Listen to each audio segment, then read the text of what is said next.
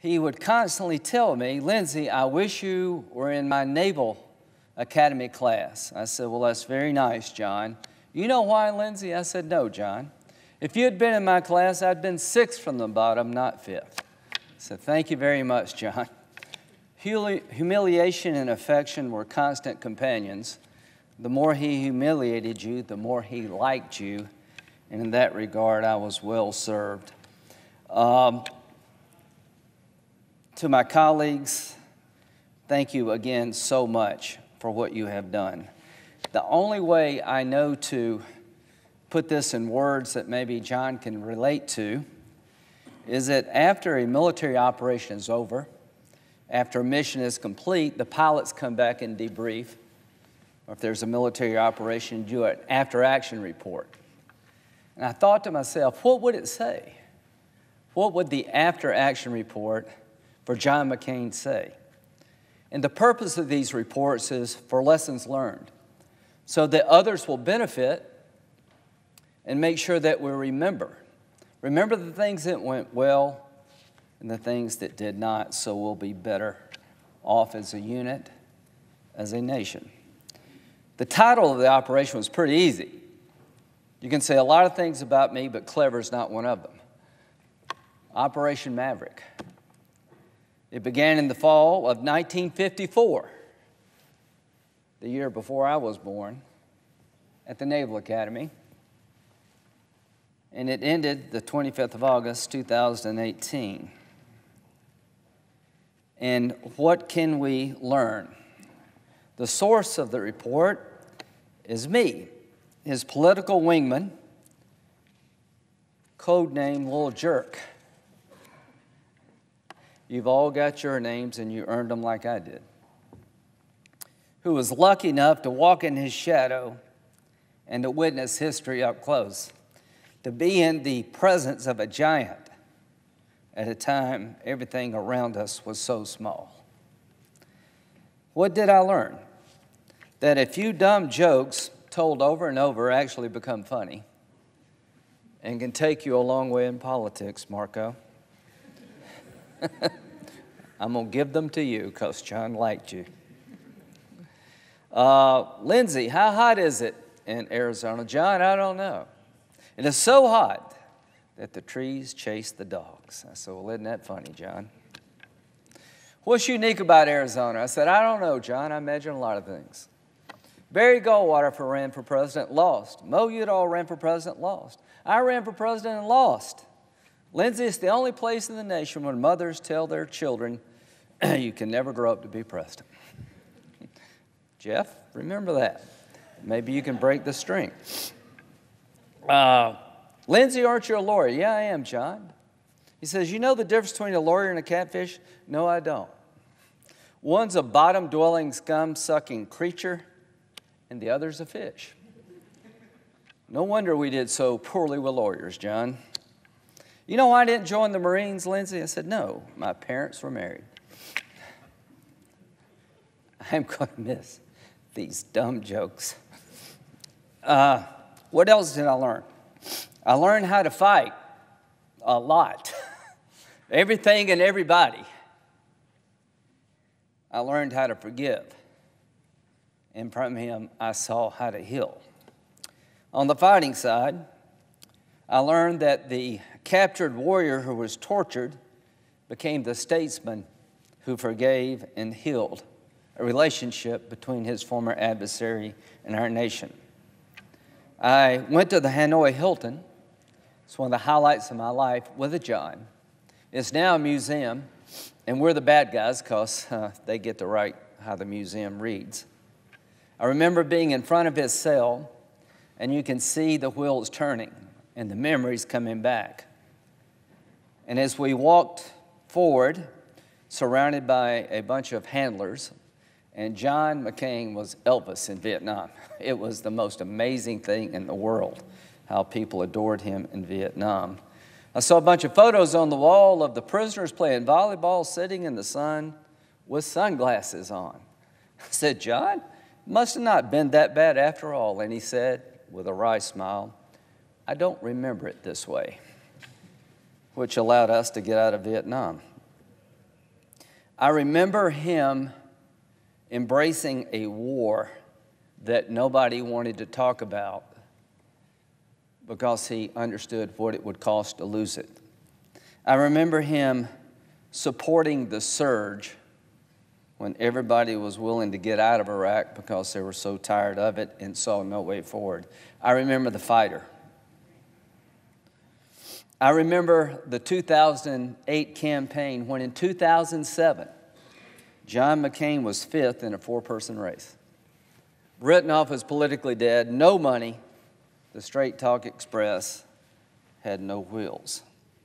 Out of sheer determination, after a visit to Iraq, where General Petraeus allowed him to talk in July to 600 people who are going to re-enlist in a war that they did not have to continue to fight, and about equal number were becoming citizens because they were fighting for their country and had expedited citizenship. 2 empty chairs in the front with boots. And John asked, "What is that all about?" 2 didn't make it to the ceremony, but they were given their citizenship that day. I remember about 2,000 soldiers wanting a photo, and every one of them got it. I remember it being so hot I couldn't breathe, but we stayed anyway. I remembered coming back and getting the nomination only to lose. I remember that night very well.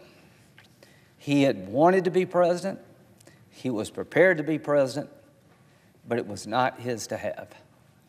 And I remember above all else, the speech he gave that night. John taught us how to lose. When you go throughout the world, people remember his concession speech as much as anything else. There are so many countries where you can't afford to lose because they kill you. And John said that night, President Obama is now my president. So he healed the nation at a time he was hurt. I learned that serving a cause greater than yourself hurts. Anybody in the military can tell you the risk you take. He couldn't put his jacket on. He couldn't comb his hair because he got hurt serving a cause greater than himself.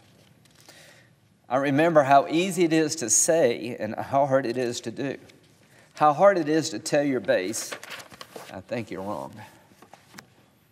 How hard it is to solve problems that nobody else wants to talk about.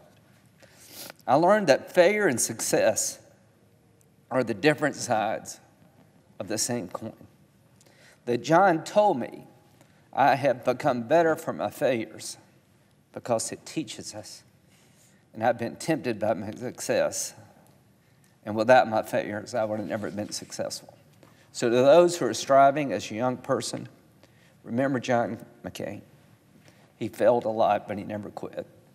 And the reason we're talking about him today, and the reason I'm crying, is because he was successful in spite of his failures. For family and friends, the after-action report would say, a relationship with Maverick brought joy and difficulty. Both were your constant companion. He was a difficult man. He could be tough. But the joy that you receive from being with him will sustain you for a lifetime. And I am so lucky to have been in his presence. He taught me that principle and compromise are not mutually exclusive and the foundation of a great person as well as a great nation. He taught me that immigration, as hard as it is to solve, somebody's got to do it. And he said to me with Ted Kennedy, "You're going to learn, Lindsey, that the other side has to get something too." I have learned that lesson. To my friends on the other side, as long as I'm here, I'm going to remember that you have to get something too. He taught me that when good ignores evil, it may be convenient, but it seldom works. He talked about what would happen in Iraq if we left. He was right. He talked about what would happen in Syria if we didn't get involved. He was right. Why? Because warriors are the best, I believe, at making peace. And the warrior understands the difference between a false peace and real peace. To those who accused him of wanting endless wars, you had no idea what you were talking about. He wanted sustainable peace and understood the consequences of not seeing it through. The soldiers adored him. To those who have traveled with John, you seldom had 2 meals in the same country. You met more people than you could remember, but you were struck by one thing. We're going to really bad places a lot, and those in the military adore this man. He taught me that boldness and practicality must be practiced in equal measure. He believes in climate change, Sheldon, and so do I. But there's a practical streak about John that I think made him very successful, because he told me time and time again, you have to let people catch up with you. You have to have a rhythm and a pace. There are 100 people in this body from different walks of life. You may think you're right, and over time, if you are, it will be proven. But give your colleagues the time and the understanding to catch up with you.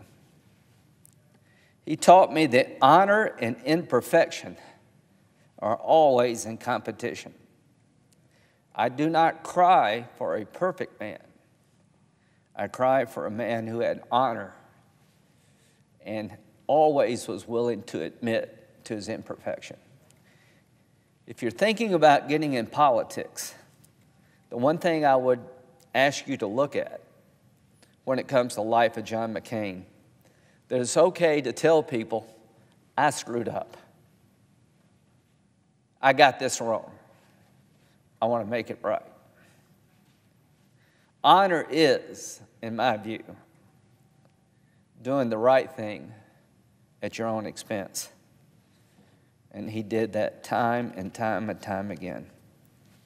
He taught me that life without passion and love is a sad life. He had a happy life. He had 10 lives. He was involved in 5 aviation accidents. If we sent John a bill for all the planes that crashed, he could never pay it off. He lived life to its fullest. He was often disappointed, but he was never deterred from getting back up and going at it again. Love. Not a word often associated with Senator McCain, but it should be. Because if you were loved by him, you knew it. You were loved with all your faults. And I was lucky to have been loved by him. So, how would I characterize Operation Maverick?